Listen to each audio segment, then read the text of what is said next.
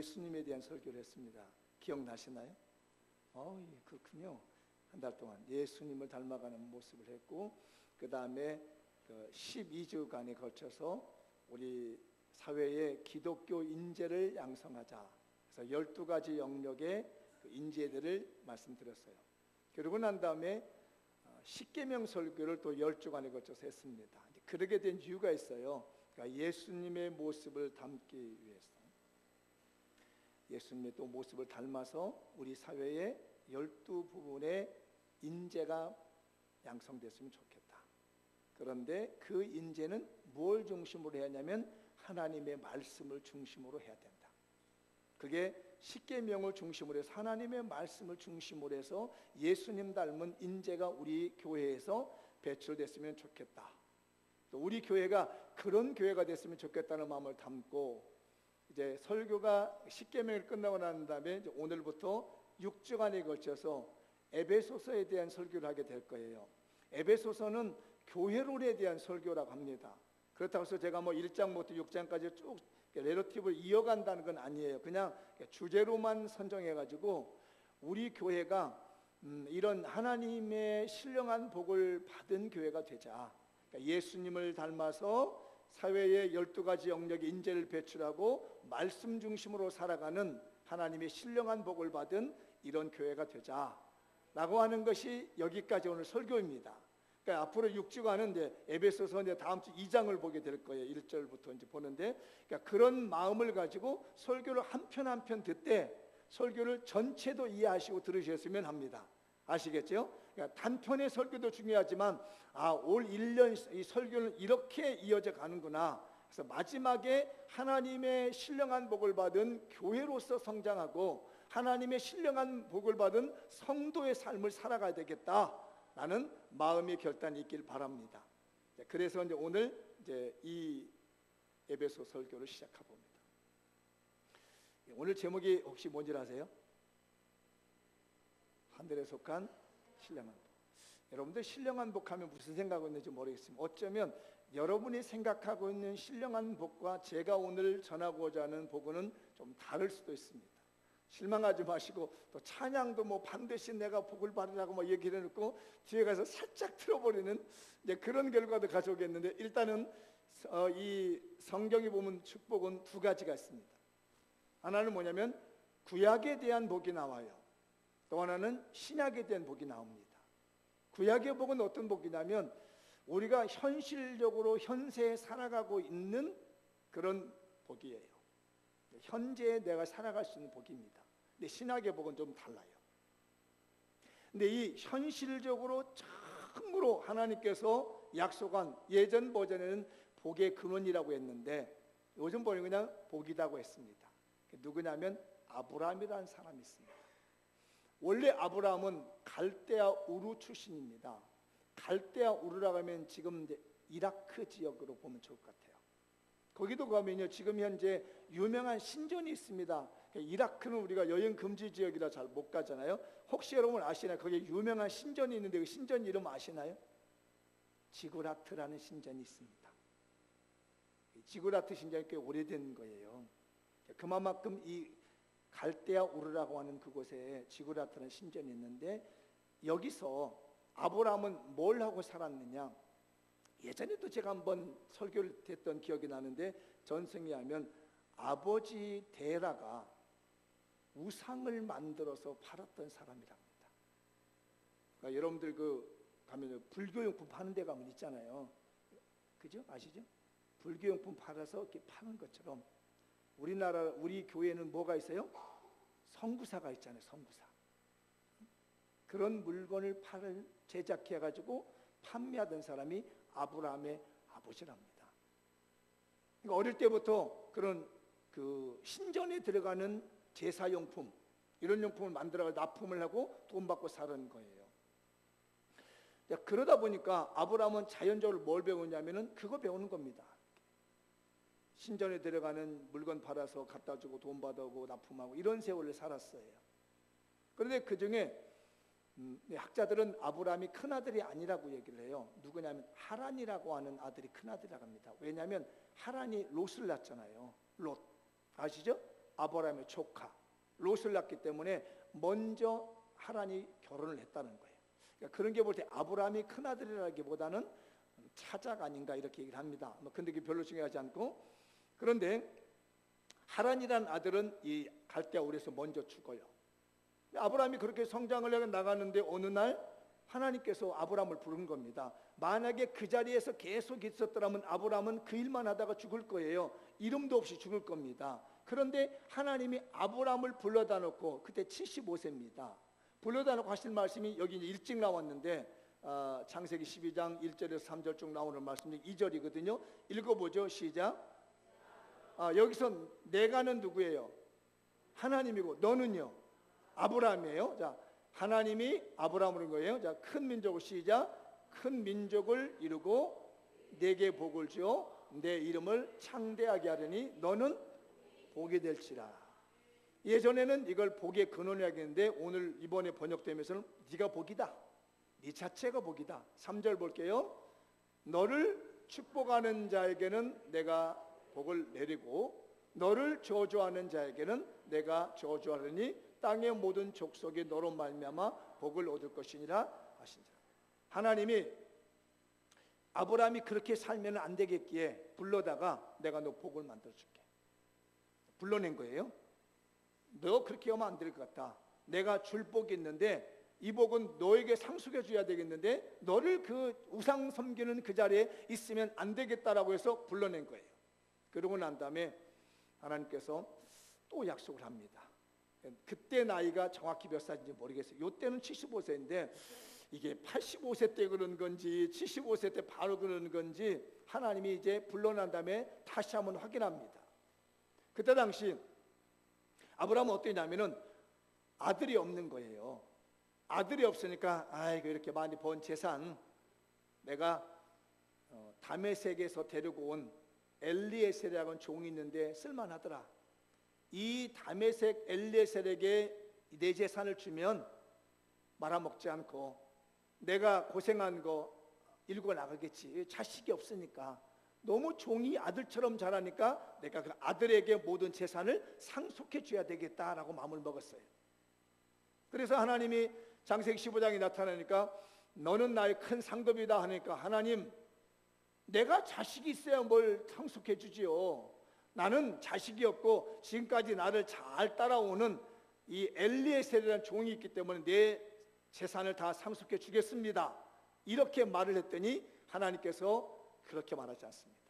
이제 이게 15장 4절이에요. 거기에 대한 하나님의 답변입니다. 시작. 여호와의 말씀이 그에게 임하여 이르시되 그 사람이 내 상속자. 그 사람이 누구예요? 종 이름이 뭐예요? 엘리에셀이라는 그 사람이 아니라는 거예요. 네가 지금 나이가 많다고 해서 포기하고 있는데 너 그 사람한테 네 재산 물려줄 사람 아니야. 자, 이르시되 시작. 그 사람이 내 상속자가 아니라 내 몸에서 날짜가 내 상속자가 되리라 하시고. 여기 중요한 단어 상속자. 상속자가 뭐예요? 재산을 다 물려받는 거예요, 부모에게. 그러니까 이제 하나님은 지금 말하기를 엘리에셀이 상속자가 아니라 네 씨가 될 거다, 이렇게 약속을 했습니다. 그 다음에요, 이제 아브라함을 데리고 나갑니다. 시작. 그를 이끌고 밖으로 나가서 이르시되 하늘을 우러러 무뼈를 셀 수 있나 보라. 또한 또 그에게 이르시되 내 자손이 이와 같으리라. 생각해봐요.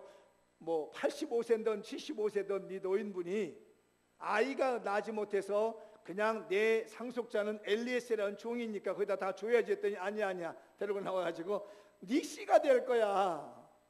너 하늘 한번 쳐다봐. 별을 쳐다봤습니다. 저 별 많지? 네 자손이 이렇게 별처럼 많아질 거야 라고 했습니다. 여러분 같으면 어떻게 할 것 같아요? 아이고 하나님 웃기지 마세요. 내 나이가 지금 몇 살인데 이게 말이 되는 얘기입니까? 그런데 아브라함은 뭐라고 하냐면요, 아멘 했습니다. 이게 상속받는 사람하고 안 받는 사람의 차이예요. 여러분이 하나님의 축복을 상속받을 사람과 못 받는 차이가 뭐냐면 여기서 믿음을 쓰느냐 못 쓰느냐는 얘기예요. 믿음의 말로 권면할 때 아멘 하느냐 노 하느냐 이게 달려 있습니다. 이게 상속자의 뒤에 있는 여기 있는 겁니다. 하나님께서 이걸 보고 좋았어. 내가 너에게 역시 상속자를 만들 수 있을 거야. 아브라함도 정말 내가 지금은 아이를 낳을 수는 없지만 하나님이 하신다면 이렇게 많아질 거야 라고 상속자를 기다렸습니다. 만약에 이 말씀이 75세였다면 10년을 기다렸습니다. 아무 대답이 없어요. 그래서 난 아들이 있습니다. 누구죠? 이스마엘이라는 아들을 낳습니다. 이 아들은 큰 아들입니다. 그런데 하나님이 그 아들도 아니라는 거예요. 99세에 하나님이 다시 나타났습니다. 이제 네 이름을 좀 바꿔야 되겠다. 바꿀 때가 됐냐? 다 때가 됐으니까 내가 이제 너에게 확실하게 내가 주마. 그래 이름을 바꿔줄 때가 99세입니다. 읽어보죠. 이제후로는 내 이름을 아브라함이라 하지 말고 하지 않냐고 아브라함이라 하리니 이는 내가 너를 여러 민족의 아버지가 되게 함이니라. 이름 바꿔놓으면 내가 상속할 수 있는 자녀를 주겠다. 이스마엘 아니야. 그 아들로 너 주려고 밥 먹고 있지. 너는 엘리에셀 처음에 엘리에셀에다가 축복 주는 상속하려다가 아들 주니까 아들 준다니까 네 멋대로 해가지고 아들 하나 낳지. 이스마엘로 주려고 밥 먹고 있지. 아니야. 그 아이가 아니야. 너의 상속자는 이스마엘이 아니라 내가 지금 주는 아들이 너의 상속자가 될 거야. 다음 절 읽어보죠. 시작. 내가 너로 심히 번성하게 하려니 내가 내게서 민족들이 나오게 하며 왕들이 내게로부터 나오리라. 이제 아들 하나 줄 텐데 이스마엘이 아니라 너의 상속자는 이삭이라는 아들을 통해서 되오게 될 것이다. 이렇게 하나님이 약속받은 사람이 있습니다. 그러고 난 다음에 아브라함이 175세에 죽습니다. 그러면 이제 175세에 죽고 난 다음에 어떤 일이 벌어지냐면 아브라함 때 흉년이 들어가지고 애굽에 내려갔다가 봉변당한 일이 있습니다. 애굽에서 올라올 때 많은 재산을 가지고 올라왔었죠. 그런데 이 이삭 때에도 똑같이 흉년이 들었습니다. 그래서 어디로 가냐면 여기는 블레셋이라고 하는 나라에 갔습니다. 그때 하나님이 아브라함에게 나타나셨던 하나님이 그 흉년 들으니까 그 이삭에게 나타났어요. 그 말씀 한번 보시죠. 읽어보겠습니다. 시작. 내 자손을 하늘의 별과 같이 번성하게 하며 이 모든 땅을 내 자손에게 주려니 내 자손으로 말미암아 천하 만민이 복을 받으리라. 제가 이거 설명하지 않으면 누구한테 꼭 약속하는 것 같아요? 아브라함한테 하는 것 같죠. 근데 이게 아브라함한테 약속한 게 아니에요. 이삭에게 한 겁니다. 그러니까 아브라함에게 하나님이 주셨던 그대로의 복을 그 아들에게 주는데 큰 아들 이스마엘이 아니라 작은 아들 이삭에게 그대로 복을 줍니다. 다음에요. 그 내용을 설명한 거예요. 5절에 시작. 이는 아브라함이 내 말을 순종하고 내 명령과 내 계명과 내 율례와 내 법도를 지켰습니다 하십니다. 그러니까 너의 아버지가 말씀을 순종을 잘하고 말씀대로 살았기 때문에 너한테 내가 상속자가 되어서 너의 아버지 아브라함이 받았던 그 복을 그대로 너한테 줄게. 이스마엘이 아니야. 이스마엘은 큰 아들인데 그 아들이 복을 받을 것만 같았지만 아니라는 거예요. 이삭에게 준다는 겁니다. 우리 눈으로 잘 보면 여러분 큰 아들과 작은 아들이 있어요. 누구한테 복을 먼저 줘야 될 것 같아요? 큰 아들한테 줘야 될 것 같죠? 당연히 큰 아들한테 갈 줄 알았는데 이게 둘째 아들에 가버리는 거예요. 잘 보셔야 됩니다. 믿음 생활하면서요. 나는 기도 생활 많이 하고 나는 봉사 생활 많이 하고 나는 헌신 많이 하니까 나는 꼭 복을 받을 거라고 하는 사람 못 받습니다. 당연히 이스마엘이 복을 받을 거라고 생각하고 아버지의 상속자라고 생각했는데 이 사람이 밀려나는 거예요. 이게 뭐냐면 교인들의 마음의 태도거든요.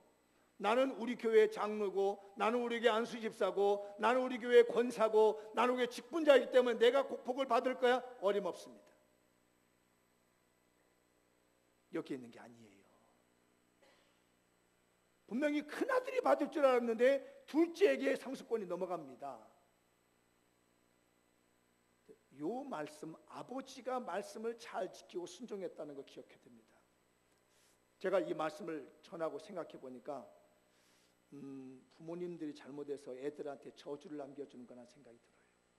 내가 믿음 생활 잘못하고 애들이 잘못되는구나.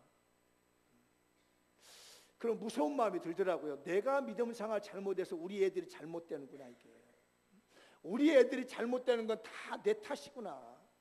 왜냐하면 아브라함이 믿음 생활 잘하고 말씀대로 잘했기 때문에 내가 네 아들에게 복을 주마.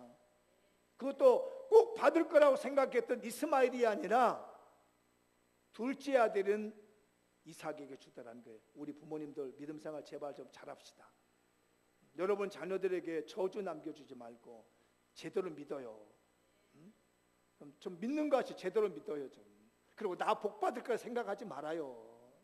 제외시킬 수도 있어요. 나는 이렇게 하니까 나 복 받겠지, 잘 되겠지. 어림없습니다. 이 성경이 그렇게 말하지 않아요. 그러고 났더니 하나님께서 이삭에게 복을 주는데요, 무지막지하게 복을 줍니다. 읽어보죠. 시작. 이삭이 그 땅에서 농사하여 그 해에 100배나 얻었으므로 여호와께서 복을 주심으로. 이제 잘 생각해 보세요. 예전에 설교했던 부분인데 묵상은 그만하시고 눈 크게 뜨고 잘 들어봐요. 옆 사람 묵상하지 말고 하세요. 지금 묵상 시간이 아니고 말씀 듣는 시간입니다. 보세요. 아브람과 이삭은 주업이 유목민이에요. 목축업을 하고 있는 유목민입니다. 양을 끌고 소를 끌고 풀이 많이 있는 곳을 돌아다녀요. 우리나라에 양봉업 하는 사람들 아시죠? 양봉업 하는 사람은 뭘 따라가요? 무슨 벌 따라가, 꿀 따라가지. 조크야 이거. 꿀 따라간다는 거죠. 이렇게 꽃 따라가는 거죠. 유목민들도 그래요. 어디에 풀이 많은가에 따라서 따라가는 겁니다. 그런데 지금 현재 이삭이 머물고 있는 땅이 무슨 땅이라고요? 블레셋 땅이에요. 블레셋 사람들은 유목민이 아니에요. 뭘 하는 사람이에요? 농사 짓는 사람이에요. 그러니까 농사 짓는 사람이기 때문에 여기저기 돌아다니지 않아요. 똑같이 농사를 지었습니다. 생각 잘하세요. 양치고 소치고 여기저기 돌아다니던 유목민이 정착해서 그해 농사를 지었어요. 농사 잘 될까 안 될까? 농사도 짓는 법이 있더라고요. 농사법이 있어요. 그런데 농사를 조선대대로 조상 때부터 잘 지고 온 사람이 농사를 지면 잘 될까 안 될까? 잘 돼요. 근데 여기 상황이 바뀌어 버렸어요. 유목민이 하나님의 축복을 받고 아버지가 믿음 생활 잘하는 거 순종한 것 때문에 아들이 너 여기 있으면 내가 복을 줄게 라고 와서 아버지의 그 순종하는 믿음 따라서 거기 순종해서 농사를 한 번도 지어보지 않는 이 이삭이 그 땅에서 농사를 지었어요. 그래서 결과를 얻었는데 어떻게 됐다고요? 말이 되는 얘기냐고요 이게. 아니, 농사를 주업을 하고 있는 이 농부하고요, 목축업을 하고 있는 유목민이 농사를 똑같이 지었는데 당연히 농사를 잘 지어 천업을 하렸던 이 농사꾼이 잘 돼야 되는데 유목민이 농사가 100배나 걷어들여버리는 거란 말이에요. 이게 어디서 온 거냐면 상속자의 복인 거예요. 아브라함이 하나님께 복이 된다고 했는데 그 복을 그대로 상속해 줬더니 이삭이 가는 곳마다 복을 받기 시작하더라는 겁니다. 여러분 하나님의 축복의 상속자가 됐으면 좋겠어요. 그 상속자는 누구예요? 아들이었어요. 아들이었는데 그것도 큰 아들이 아니었어요. 작은 아들이었어요. 큰 아들은요 당연히 내가 다 가져야 된다고 생각해요. 당연히 재산의 절반은 자기 거라고 생각을 해요. 그러니까 신앙생활하면 내가 너무 당연하다고 여기는 사람, 기득권층에 있는 사람들이에요. 하나님은 거기에 관심을 두는 것이 아닙니다. 이 차자와 같은 이삭에게 하나님이 그 상속권을 넣어주시니 농사지면서 봐라, 내가 너 증거 보여줄게. 100배를 얻었습니다. 이삭이 죽을 때가 됐습니다. 그래서 자기 아버지에게 받았던 이 상속권을 아들에게 넘겨줘야 돼요. 그때 두 아들이 있었습니다. 이삭에게. 누구? 에서와 야곱입니다. 에서가 큰아들이에요? 야곱이 큰아들이에요? 에서가 큰아들입니다. 이삭의 마음에는요, 큰아들 에서가 마음이 있었습니다. 내가 에서에게 아버지께 받은 축복권을 상속해서 큰아들 에서에게 줘야지 했습니다. 그래서 에서를 불러다가 내가 너한테 아버지께 받은, 네 할아버지께 받은 축복의 상속권을 너에게 다 주마. 그러니 음식 한번 만들어 달라고 했는데 이상하게 뒤틀려가지고 말이에요. 누가 받아가요? 둘째 야곱이 받아가 버립니다. 그 축복 한번 보시죠. 어떻게 비는지. 시작. 하나님은 하늘의 이슬과 땅의 기름짐이요 풍성한 곡식과 포도주를 내게 주시길 원하노라. 이게 지금 누구한테 비는 거예요? 야곱에게 비는 거예요? 아니면 에서에게 비는 거예요? 헷갈리지 말아요.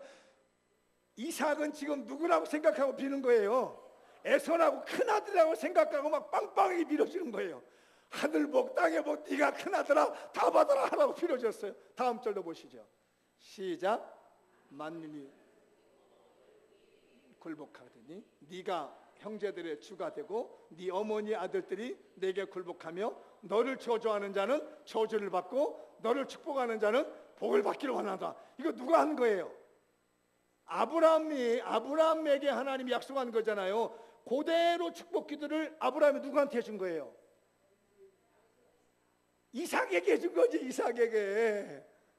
이렇게 헷갈려. 오늘 이삭에게 받은 이 축복권, 아버지께 받은 축복의 이대로를 지금 누구한테 보세요? 자기 큰아들한테 해주고 난 거예요. 이게 자기는 분명히 큰아들 에서라고 해서 막 밀어줬습니다.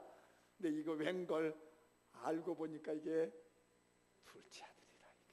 이게 아무리 자기가 큰아들에게 빌어주고 싶었었지만 이 하나님의 축복의 상속권은 큰아들에게 가지 않고 둘째 야곱에게 가버린 겁니다. 당연히 마땅하게 에서가 복을 받을 거라 생각했고 당연히 마땅하게 에서의 축복권이 다 올 줄 알았는데 하나님은 그렇게 하지 않았습니다. 깜짝 놀란 다음에 이삭이 생각했습니다. 이거 큰일 났구나. 내가 옛날에 하나님께 응답받은 것이 제대로 받았구나 라고 하면서 회개를 합니다. 여러분 퀴즈 하나 더 내볼게요. 이삭이 몇 살에 결혼했나요? 몰라. 40세에 결혼했답니다. 이삭이 야곱과 에서를 낳은 나이가 몇 살이래요? 60세에 낳았어요. 20년 동안 아이가 없습니다. 그러니까 그 리브가가요 기도했습니다. 하나님 나도 아들 주셔야 됩니다. 내가 20년 동안 아이를 못했습니까? 이래서 되겠습니까? 이삭도 역시 마찬가지 기도했습니다. 그러다 어느 날 아이가 잉태했어요. 보니까 쌍둥이가 뱃속에서 막 싸우는 겁니다. 그러니까 리브가가 기도한 거, 하나님의 아들 주셔서 내가 쌍둥이야. 이게 도대체 이게 뭔 뜻입니까? 왜 이렇게 뱃속에서 아이들이 싸웁니까?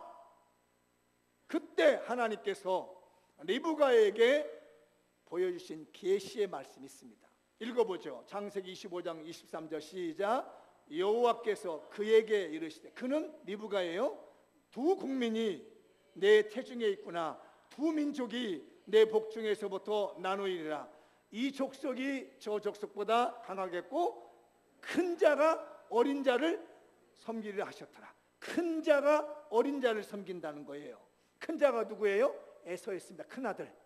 이 큰아들이 누구를 섬긴다고요? 동생 에서 어린 자를 섬긴다는 예언의 말씀을 받았는데 이게 아버지가 말이에요. 어디에 꽂혔냐면 큰아들에 꽂혀 있는 거라 이거예요. 큰아들에게 줘야지 해가지고 말이에요. 모든 아버지께 받은 축복 상속권을 큰아들에게 주려고 했는데 하나님이 이거 뒤바뀌어가지고 말이에요. 큰 자가 어린 자를 섬기라는 말씀을 뒤바꿔 놓은 겁니다. 이 말씀을 깨닫고 회개합니다. 그러고 난 다음에 다시 축복해 줍니다. 이 이삭이 정확하게 알고 그 둘째 아들 야곱에게 축복기도 하고 야곱은 이 축복기도를 받고 밧담 아람으로 삼촌 라반 집으로 떠나게 됩니다. 그 축복이 이제 이거는 이 이삭이 야곱인 줄 알고 정확히 하는 축복이에요. 읽어보죠. 시작. 전능하신 하나님이 내게 복을 주시오. 네가 생육하고 번성하게 하며 내가 여러 족속을 이루게 하시고, 그 다음에요, 이제 굉장히 중요한 말씀이 나와요. 이제부터 시작. 아브라함에게 허락하신 복을 내게 주시되. 보죠? 아브라함에게 허락하신, 자기의 아버지 이름을 드는 거예요. 내가 아버지 아브라함에게 복을 받았는데 그 아버지가 받았던 복을 내가 그동안 잘 썼다. 그래서 내가 농사를 지었는데, 남의 땅에서 농사를 지었는데 농업을 주업을 하고 있는 사람들보다 내가 100배나 복을 얻게 되었던 것은 우리 아버지 아브라함이 받았던 복을 그대로 상속받았기 때문에 내가 이 복을 받은 거다. 이제 내가 제대로 알고 줄 테니까 너희 할아버지가 받았던 복을 내가 너한테 상속해 주마, 이 말이에요. 시작. 너와 함께 내 자손에게도 주사. 하나님이 아브라함에게 주신 땅, 곧 내가 거루하는 땅을 내가 차지하게 하시기를 원하노라. 다 가져라 아들아, 다 가져라. 할아버지가 받았던 이 축복의 상속권, 내 아들아 네가 다 가져라, 다 가져라고 축복 기도를 하고 야곱을 보냈습니다. 야곱은 이 축복 기도를 받고 삼촌 라반 집으로 밧단 아람으로 갑니다. 가던 중에 베델이라는 곳에서 하나님이 야곱에게 나타납니다. 그리고 야곱에게 축복을 정확하게 확인합니다. 28장 13절인데 시작. 또 본즉 여호와께서 그 위에 서서 이르시되. 요 내용이 어딘지 아시겠어요? 베델에서 야곱이 잠을 이렇게 돌베개에다 자다가 하나님을 보는 겁니다. 보시죠. 시작. 나는 여호와니 너의 조부 아브라함의 할아버지 이름을 현 겁니다. 내가 너의 할아버지를 불러다가 복을 만들었는데 그때 너의 하나님이셨다. 이 할아버지 하나님이셨다. 그 다음에 이삭의 하나님이라. 네가 누워있는 땅을 내가 너와 내 자손에게 준다. 대대로 이어서 상속해 주겠다는 거예요. 그 다음에 14절 시작. 서쪽과 동쪽과 북쪽과 남쪽으로 퍼져나갈지며 땅의 모든 족속이 너와 내 자손으로 말미암아 복을 받으라. 그러니까 아브라함 할아버지가 받았던 복이 아버지 이삭에게 오더니 아버지 이삭에게 받았던 복이 야곱에게 이어집니다. 큰아들은 다 따로 있습니다. 이스마엘이 큰아들이었고요, 에서가 큰아들이었는데 이상하게 하나님은 말이에요, 큰아들 쪽으로 몰아주지 않으시고 언약 안에서 상속받을 그 아들을 정하시고 그 아들에게 계속해서 대를 이어가시는 하나님의 축복의 상속자를 만드시더라는 거예요. 여러분, 대를 이어서 오는 하나님의 이 축복의 상속권을 여러분이 잡으십시오. 그런데요, 왜 이렇게 하셨느냐는 거예요. 이게 신약의 해석입니다. 왜 이렇게 당연히 마땅히 받을 것만 같던 이스마엘과 에서가 죄가 되고, 왜 하란이 죄가 되고 아브람, 이삭, 야곱으로 이어져 갔느냐? 이스라엘 백성들이 자기네들이 장자라고 생각하고 있는 거예요. 자기네들이 먼저 하나님을 먼저 만났고요, 자기네들이 성경을 먼저 받았습니다. 그런데 하나님은 스스로 장자라고 여기고 있는 유대 백성들을 밀어치고 예수 그리스도 안에서 이방인데 찾아 같은, 버림받은 것 같은 우리 민족, 여러 세계 열방 민족을 들으셔서 하늘나라의 축복의 상속권을 받게 하셨다는 거예요. 그렇기 때문에 오늘 본문에서 뭐라고요? 찬송하리로다. 에베소서 1장 3절 찬송하리로다. 우리 민족이 장자와만 같아서 다 복을 받을 줄 알았는데 하나님은 그런 거 다 치워버리고, 민족이냐 혈통이냐 성경을 먼저 받았느냐 봉사를 많이 했느냐 장자냐 이런 거 다 치워버리고 예수 그리스도 안에 있는 모든 사람들이 하늘에 속한 신령한 복을 받게 하시리로다. 찬송하리로다. 그래서 저와 여러분들이 하늘에 속한 신령한 복을 받게 됐던 거예요. 여러분, 축복의 권한은 누구에게 상속됐어요? 아들에게 상속됐습니다. 그의 자녀에게 상속이 된 겁니다. 하나님의 축복이 상속된 사람이 따로 있다는 얘기예요. 그래서 오늘 그 말씀하는 구절이 제가 우리 원문을 한번 번역을 해봤습니다. 우리를 아들로 받아들이셨습니다. 읽어보죠. 시작. 아들이라는 것은 이제 대표명사이기 때문에 여기 아들, 딸 다 들어있는 겁니다. 한번 더 읽어보죠. 시작. 우리를 아들로 받아들이셨습니다. 원래 우리가 아들이 아니었습니다. 하나님의 아들이 아니었고 유대인들만 아들인 줄 알았는데 하나님께서는 우리를 아들로 받아주셨다. 이걸 우리가 뭐라고 그러죠? 내 아들이 아닌데 내 아들 삼아준 거 우리말로 뭐라고 그래요? 양자 입양. 그러죠? 양자로 입양했다는 겁니다. 원래부터 우리 민족은 하나님의 자녀라고 하지 않았는데 우리를 하나님이 당신의 아들로 입양해서 양자 삼아줬다는 거예요. 그렇기 때문에 뭐 한다고요? 예수 그리스도 안에서 있는 모든 신령한 복이 다 나한테 오는 거예요. 우리는 그걸 기대하는 겁니다. 그래서 성경에서 하늘에 속한 신령한 복이 무엇인가요? 하늘에 속한 신령한 복이 내가 하나님의 자녀가 된 것입니다. 다른 게 아니에요. 내가 예수님 안에서 내가 하나님의 자녀가 된 것이 하늘에 속한 신령한 복을 받은 거예요. 아까 보셨잖아요. 이삭도 그렇고 야곱도 그렇고 하나님의 축복의 상속자가 되니까 큰아들이 있는데도 거기다 몰아주지 아니하고요, 둘째에게 계속 밀어주잖아요. 세상에 믿지 않는 사람과 믿는 사람이 있습니다. 믿는 사람들에게는 하나님이 어떤 권세를 주셨냐면요, 하늘나라의 모든 신령한 복을 받을 수 있는 아들 삼아주시는 양자의 복을 주신 거예요. 이걸 누가 증언해 주느냐? 성령님이 증언한다는 겁니다. 읽어보죠. 로마서 8장 16절 17절 시작. 성령이 친히 우리의 영과 더불어 우리가 하나님의 자녀인 것을 증언하시나니, 자녀이면 또한 상속자, 곧 하나님의 상속자요 그리스도와 함께한 상속자니 우리가 그와 함께 영광을 받기 위하여 고난도 함께 받아야 할 것이니라. 눈을 좀 크게 뜨면 좋을 것 같아요. 이런 어마어마한 축복이 온다는데 아직도 눈 감고 묵상하신 분들은 불쌍한 사람들이에요.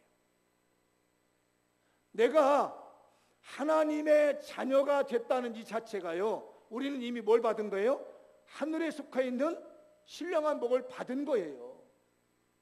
신약에서는 눈에 보이는 현실적인 복을 얘기하는 게 아닙니다. 내가 하나님의 자녀가 된 거, 마땅히 지옥 가야 됐고 마땅히 죄인 돼서 버림받을 우리가 하나님의 자녀가 돼서 하늘나라를 상속받을 수 있는 권한을 얻은 거예요. 이게 바로 우리가 받은 최고의 신령한 복이고 우리가 받은 최고의 복입니다. 여러분은 하나님의 자녀가 되셨습니까? 그러면 신령한 복을 받은 겁니다. 때가 되면 뭐가 와요? 하나님 나라가 되게 옵니다. 아브라함이 죽으니까 그 재산이 다 어디로 가요? 죽기 전에는 아버지 거였지만 죽은 다음에는 이삭에게 다 넘어갔습니다. 지금은 우리가 어떠한지는 모르지만 하나님의 나라에 가면 천국은 우리의 소유입니다. 이게 신령한 복인 거예요. 우리가 받은 최고의 복은 예수 그리스도 안에서 하나님의 아들 되셨다는 것. 예수 그리스도 안에서 하나님의 자녀가 됐다고 하는 것이 최고의 복입니다. 그러므로 우리는 천국을 받을 수 있는 하나님의 자녀답게 살아야 됩니다. 천국을 상속받을 수 있는 아버지 하나님의 자녀로 사는 것이 중요한 거고 그렇게 사는 게 중요합니다. 읽어보죠. 시작. 천국을 상속받을 아버지 하나님의 자녀답게 삽시다. 옆 사람이 권하시죠. 하나님 자녀답게 삽시다. 우리는 모두 다 이미요 하늘을 상속받은 복이 있습니다. 때가 되면 다 될 것 같습니다. 괜히 어디 가서 기죽지 마세요. 어디 가서 우리 좀 괜히 그냥 사지 마세요. 우리 아버지 부자예요. 그것도 신령한 걸 채워주는 우리 아버지시라고요.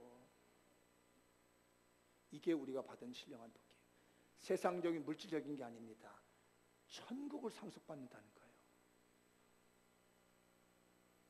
하늘나라를 상속받는 우리 이름을 가졌다니까요. 주려고 준비해두고 있는 거예요. 그게 오늘 5절 말씀입니다. 읽어볼까요? 5절 시작. 그 기쁘신 뜻대로 우리를 예정하사 예수 그리스도로 말미암아 자기의 아들들이 되게 하셨으니 창세전에 우리를 선택하시고 예정해서 내가 하늘나라를 너한테 주마. 여기 앉아 계신 우리 성도님이나 권사님들도요, 지금 온 게 아니고요, 하나님이 이 세상 만들기 전부터 계획해가지고요 여기다 불러다 놓고 내가 너 하늘나라 줄게, 하늘나라 줄게 라고 해서 앉혀놓은 거예요. 딱 정했습니다. 70억 인구 중에서 정해놓고 부른 거예요. 이리와 이리와. 2017년도에 내가 너 살게끔 만들 테니까, 그럼 내가 하늘나라 줄 테니까 너 내 아들 하는 거야. 지금부터 알았지? 내가 하늘나라 줄게. 내가 천국 너한테 줄게. 내 아들 하는 거야 이제부터. 이렇게 못하는 사람은 바보예요. 아니 생각해봐요. 수천억 대 재산을 물려주겠다는데 안 할 사람 누가 있겠어요? 이게 하늘의 복입니다. 근데 제가 여러분들에게 좀 주의를 주고 싶어서 드린 말씀인데, 혹시 7막 7장이라고 하는 옛날 그 책 보신 분 있나요? 아주 오래된 책인데 7막 7장. 그 책을 23살짜리 청년이 썼습니다. 보니까 모르는가 보네. 7막 7장. 한 20년 가까이 된 것 같은데요. 이 글을 쓴 사람이 요즘 국회의원이고요. 요즘 기업가예요. 잘 나가는 사람인데, 요즘 이제 살아있는 사람이라 공가가 있기 때문에 제가 누구 이름을 밝히지 않겠습니다. 이 사람이 하버드 대학교 와서 쓴 책이에요. 그 하버드 대학교를 졸업할 때 뭐 상을 막 3개 정도 받았던 유명한 인물입니다. 그런데 요번에 얼마 전에 국회의원 강아무개 국회의원 나와서 거긴 떨어지고 이 사람은 되고 막 이런 적이 있었거든요. 뭐 좀 비리도 있긴 했었습니다만 그것 때문에 좀 말씀드려요. 그 뒤에 어떤 배경이 있냐면, 이분이 그렇게 하버드 대학교에 가서 상을 받고 할 정도란 배경에는 부모님들이 신앙이 있었습니다. 제가 그 아버지 이름 되면 여러분 유명한 영화배우 때문에 이름 다 알아요. 여기는 벌써 알고 이렇게 했는데, 근데 살아있는 사람은 안 밝혀요. 어머니도 압니다. 아버지가 장로님이시고요. 아마 지금쯤은 어머니도 권사님이 되셨겠죠. 어떻게 신앙교육을 했느냐, 이 아이들 자라날 때 절대로 과외를 시키지 않았답니다. 자기 생에는 과외가 없었대요. 근데 과외를 시킨 게 한 과목 있대요. 이게 뭐냐면 성경 공부. 세상의 공부는요 과외 안 시켰답니다. 성경 공부하는 것만 과외를 시켰대요. 교회 전도사님 모시면요, 그 전도사님 모셔다가 아이방에 넣고 성경을 가르쳤답니다. 제가 이 간증문을 보다가 그렇구나, 나도 좀 때가 늦었네. 나는 그냥 내가 성경 가르쳐주고 토론하고 얘기했는데 나도 갖다 강사 한번 세워볼까 하는 생각이 들어요. 지혜 있는 사람 잘 들어보세요. 상속이 오는 게 달라진다는 거예요. 성경 공부를 하는데 유명한 강사를 붙인데 때로는 목사님도 갖다 붙였답니다. 그리고요 외국에 있는 목사님도 불러다가 성경을 가르친 데는 과외를 했답니다. 그랬더니 하버드 대학교를 가더래요. 얘기가 틀려요. 그러니까 하나님이 예비하신 이 신령한 복을 받는 사람의 생각은, 우리는 당연히 과외 공부시키고 당연히 공부만 시키면은 이스마엘 같은 사람이, 에서 같은 사람이 마땅히 당연히 상속할 것 같은데 이건 세상 거예요. 그러나 하나님의 언약의 복은요 마땅히 당연히 아닌 것 같은 이상한 데서 일어난다는 말이에요. 믿음이 가시나요? 예? 물론 이걸 유지하는 건 더 중요한 겁니다. 세상의 가치는 당연히 큰아들이 상속을 받는 거예요. 그런데 하나님의 언약의 가치는 당연히 받는 것이 아니라 하나님의 약속된 자녀에게 하나님의 신령한 복이 가는 거예요. 그래서 당연히 마땅히 과외를 하면 잘 될 줄 아는 사람들이 있으면 그건 세상의 복을 추구하는 사람입니다. 그러나 하나님의 자녀된 신령한 복음사란 뭐냐면요, 하나님 중심의 삶을 살아가는 것이에요. 사랑하는 부모님들, 여러분의 자녀들 잘못 키우면 안 돼요. 하나님의 신령한 복을 상속받을 수 있는 신앙의 자녀, 하나님의 자녀 만드셔야 됩니다. 안 하려면 말고. 왜? 안 해도 돼요. 왜냐하면 이 땅에서만 있고 막 끝나면 되니까. 하늘나라에 대한 소망이 없고 이제는 영원토록 사는 하늘나라의 소망을 포기하고 그저 7, 80년 살고 하는 세상에서 번세 누리겠다고 하는 사람들은 그 눈 가지고 사세요. 남을 하지 않을 거니까. 그러나 하나님이 예비된 신령한 복을 받는 사람들은요, 하나님 중심으로 살아요. AD 70년경에 이스라엘 나라가 멸망했습니다. 로마 장군 디도에 의해서 무너져요. 티투스라고도 하죠. 그 전날 밤에 아키바라고 하는 유명한 랍비가 있습니다. 이 아키바라는 랍비는요, 유대인들이 존경받는 3명 중에 한 사람이에요. 힐렐, 샤마이, 이 아키바입니다. 그 예수님 당시 있었던 유명한 지도자입니다. 이 아키바라고 하는 랍비가요, 어머니들을 모았답니다. 멸망하기 직전 날. 그러면서 이 아키바가 눈물로 어머니들이 호소한 게 있습니다. 통곡하면서 호소한 일이 있는데, 어머니들, 우리 다 잃어도 좋습니다. 이 정말 유명한 신앙의 학자가 우리 다 잃어도 좋습니다. 모든 걸 빼앗겨서도 좋습니다. 그러나 한 가지, 우리 어머니들이 해줄 일이 있습니다. 우리 자녀들에게 성경을 가르치는 말 해주십시오. 우리 재산 다 잃어줬습니다. 근데 실제적으로 말이에요, 다음날 노마 티토스 장으로 해서 예루살렘이 박살이 나가지고 깨진 성전이 지금까지 있는 거예요. 그때 이 어머니들이 그 랍비 아키바의 눈물 어린 그 말을 듣고 결단했습니다. 우리 자녀들에게 성경을 가르치겠다고. 그 결과 2000년 동안 나라가 없다가 얼마 전 1948년 5월 달에 나라를 만들어낸 사람이 누굽니까? 왜 유대인들은 모계사회라고 하니까요, 엄마의 신앙교육을 통해서 성경 말씀을 제대로 붙들고 있었더니 하나님이 나라를 다시 건국하게 만든 거예요. 이게 바로 하나님의 자녀된 신령한 자가 받는 상속받는 복이에요. 하나님의 자녀로 사는 겁니다. 우리 믿는 사람은요, 하나님의 자녀답게 사는 겁니다. 왜 자꾸 세상의 세속적인 방법을 가지고 자녀를 만들어 가려고 합니까? 왜 세속적인 복을 받으려고? 그거는요, 이 땅에까지만 끝입니다. 하늘나라에 가면 없어요. 그럴 필요가 없는 거예요. 하나님이 우리를 창세전에 선택하시고 예정하시고 예수 그리스도 안에서 하나님의 자녀를 삼으신 것, 이것만큼 큰 복이 없어요. 이것만큼 큰 신령한 복이 없습니다. 그래서 우리는 찬송하며 사는데, 저나 여러분이나 여러분의 후손들이 하나님의 자녀답게 살았으면 합니다. 세상 어디 나가서 굴욕스럽게 살지 말고 세상 방법으로 살지 말고 하나님의 자녀답게 사는 것이 필요한 거예요. 마무리를 지어보겠습니다. 읽어보죠. 시작. 하나님의 자녀로 삼으시려고 창세전에 선택하시고 예정하신 하나님의 놀라운 경륜을 스스로가 폄훼하지 맙시다. 우리 스스로가 어디 나가서 하나님 백성 아닌 것처럼 살지 말고요, 내가 어디 가든지 하나님의 자녀라는 것, 우리는 세상이 사는 것과 다르게 하나님의 언약의 사랑 가지고 사는 것이며 하나님의 언약의 복을 가지고 사는 것이다. 세상의 머리를 가지고 사는 것이 아니라 하나님의 언약의 믿음을 가지고 사는 것이다. 우리 스스로 어디 나가서 하나님 백성이라는 거 더럽히지 말고요, 하나님의 이름을 폐멸시키지 말고. 마무리 읽어보겠습니다. 시작. 천국을 상속받을 아버지 하나님의 자녀답게 삽시다. 하나님의 자녀가 됐다는 것이 이 땅에서 최고의 신령한 복입니다. 다른 재산, 부귀영화를 얻은 것이 아니라 내가 하나님의 자녀 됐다, 내가 하나님의 자녀 됐다, 이것이 최고의 신령한 복이라는 걸 믿으시고 우리 하나님 자녀답게 사시는 저와 여러분 되시길 바랍니다. 기도하겠습니다. 다 같이 자리에 일어나시고